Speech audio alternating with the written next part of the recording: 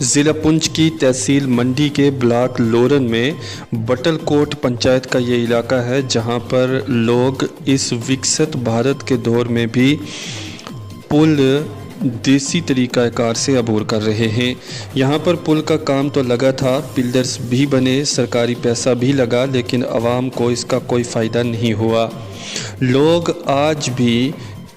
صدیوں پرانے طریقہ کار سے پل عبور کرتے ہوئے نظر آ رہے ہیں۔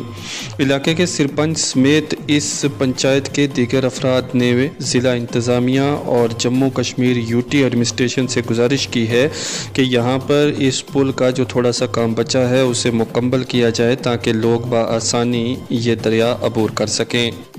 لوگوں نے کہا کہ اس پل سے اسکول جانے کے لیے بچے بھی گزرتے ہیں، مرد و خواتین اس دریا کو عبور کرنے میں